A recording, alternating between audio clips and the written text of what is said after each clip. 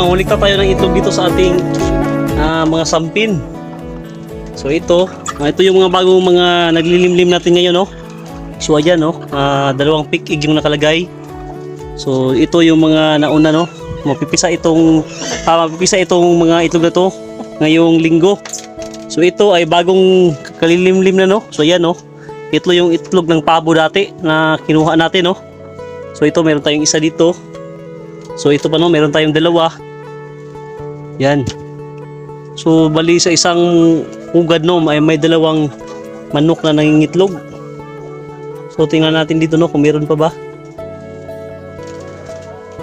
So yan, merong pick egg dyan. So dito wala. So ito, meron tayong dalawang itlog dito, no.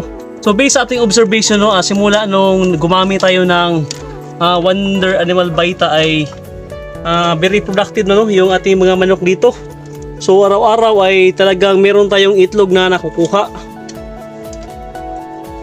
So ngayong araw ay Saturday ngayon at meron na naman tayo, no, mga inahin dito na naglilimlim, kaya magpalimlim na rin tayo, no, ngayon.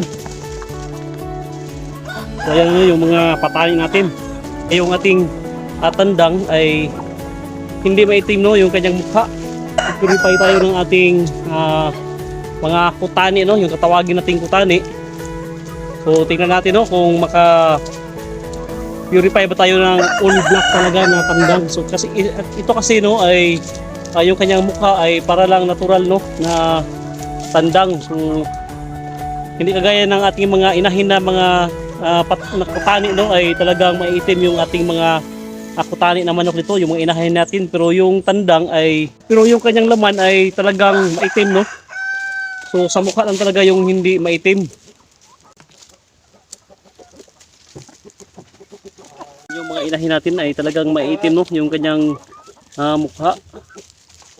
Pero dito sa ating tandang ay yan, parang normal lang, no, na manok. Pero yung kanyang pagkapula ay medyo faded yung kanyang pagkapula. Yan, no. So ito, no, yung i-purify natin. Maghanap tayo dito ng mga pure black talaga, no? Yung mga mukha. So ito, no, yung mga native natin, no, na kagaya ito ng mga ayam simani na mga manok. Ito, no, yung lahat na itlog na nakuha natin ngayong araw. So meron tayong 3 sa patani. Ito, no, yung 3 galing sa patani.